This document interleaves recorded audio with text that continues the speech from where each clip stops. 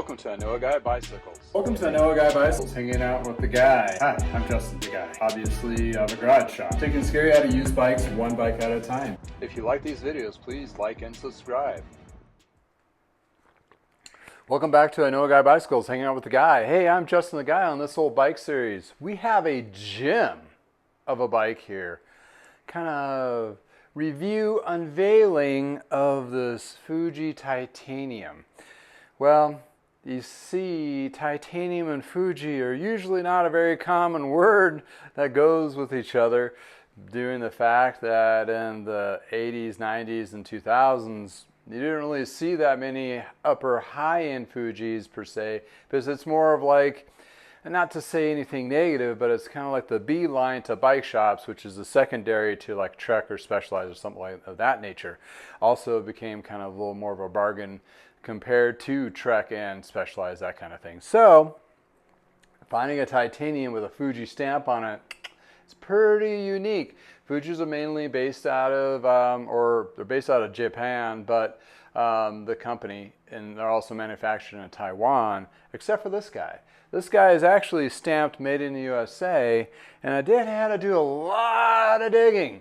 What kind of digging, you may say? Well, the digging is really hard on this guy because it's older, and which is determined by, you know, the stem is a 1-inch quill threaded, which puts it into the early mid-90s. So talking 25 years ago, it's really kind of hard to track those things down. But that being said, we're talking about a bike frame that's titanium, which is usually a higher quality than your aluminums and steels and so forth in the period of time. And that's when carbon was starting to come out, but titanium was still being used as more of the go-to material in the early 90s, while the carbon is still being developed and processed to the higher, levels it is today. So thinking of that, this is actually a pretty nifty bike back then. Well, my research has come to is that it is possibly technologies or titanium sports technology, TST, out of Washington State. And that particular company made several titaniums for several different companies, as well as for Fuji apparently. But the other companies would be referenced as Gary Fisher's, Bontrager, they had a titanium frame, possibly Le Mans, but a couple other brands. So it's kind of like your white labeling titanium frame. So same kind of concept that it is today, that you do an order overseas or locally. They still have a couple companies that do white labeling branding of a particular bike frames and so forth.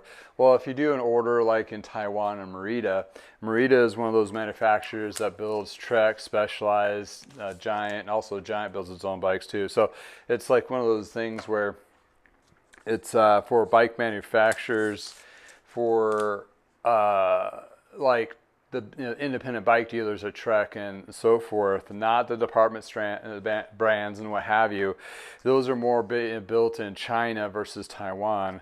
Well, same kind of concept is you put your order in, you put your specs for the frame. So that's what makes them different between them, is the actual geometry and specs and so forth. Also, what's really unique about this one, it has a El Salvador stickering on them and the blue coloring, which was not part of any of their, that I can tell, line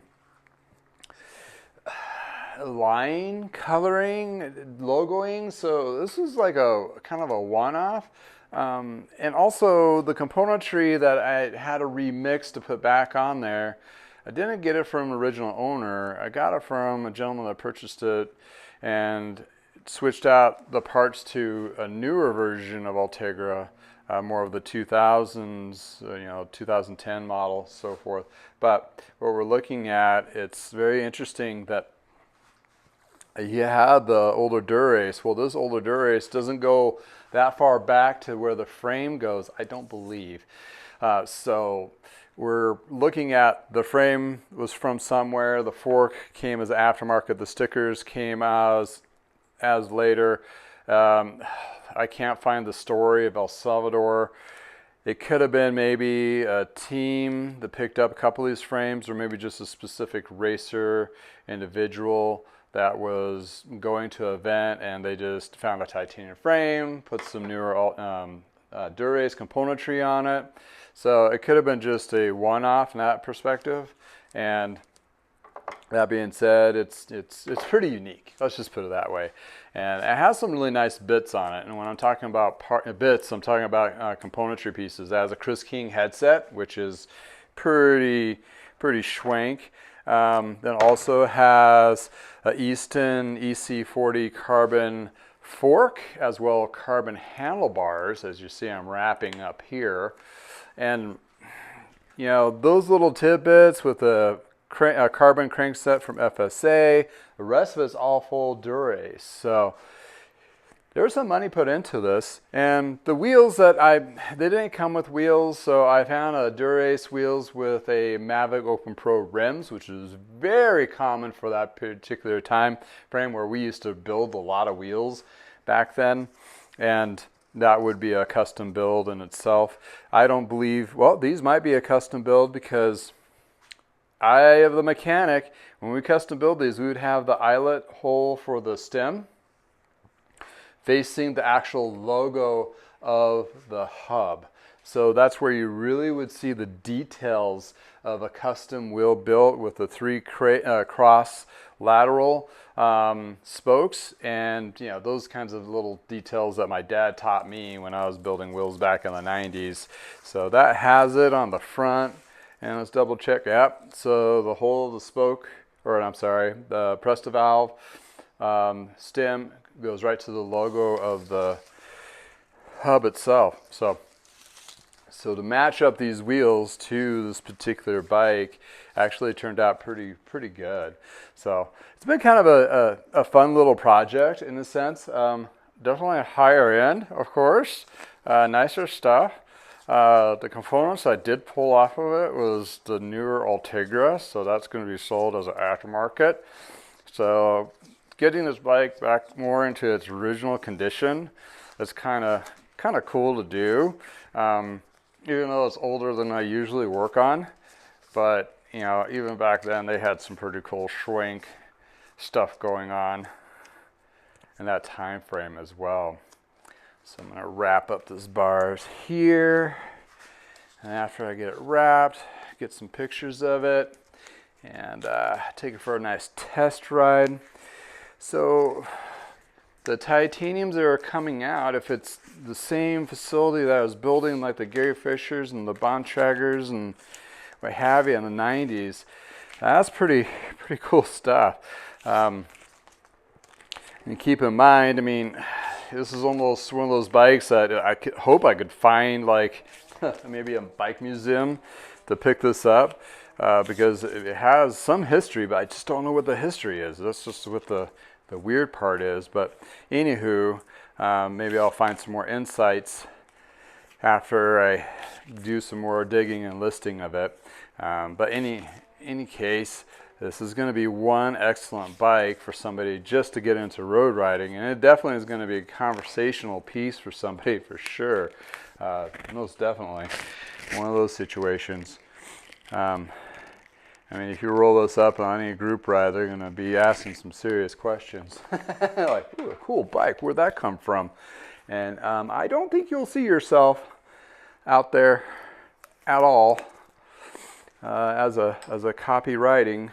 So that's one of those situations where you're going to have yourself one of those super unique bikes. And it's also going to ride probably really well. This is one of the frame geometries where it's closer to standard. So you can always upgrade this to the newer parts, and those kind of things are going to be kind of nice going forward if you do.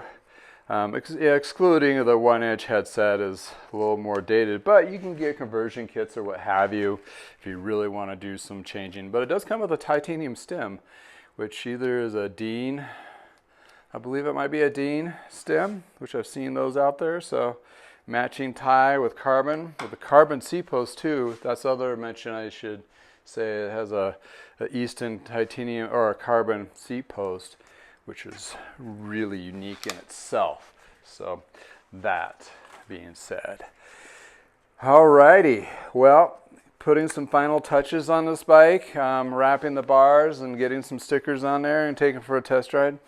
This is kind of the unveiling of this beautiful machine. A classic, but does it stand up to today's standards? Absolutely. I mean, you know, this bike is going to go probably around $1,000 or so. And the thing is you can't spend that on a new bike to this quality. I mean, Dura-Ace, top line stuff, titanium. Any titanium's new, you're looking at $2,000-$3,000 just for the frame. Yeah, it has some, you know, the older tech like the caliper brakes versus disc. It doesn't have electronic shifting or electric assist like the newer ones do. But it does have a 9-speed, which you still can get decent componentry and different ranges of cassettes for. You can always upgrade the drivetrain and the shifting as well, like the individual did before, which I took the parts off to kind of retro it back. So that being said, this is going to be one smoking deal for somebody that's just getting into road riding, and it's going to be finely tuned. In addition to, if there's somebody out there it's just like, I'm just starting to get into racing and something of that nature, here you go. This is a good bike to start off with, and then later on, when you can save your pennies and make some winnings or whatever, if you really get into it, then you can really kind of jump on the newer tech and so forth. But honestly, the weight's going to be pretty low, the performance is going to be pretty high, and therefore you're going to have an awesome bike. But hey, don't take my word for it. Check out these beautiful pictures after this.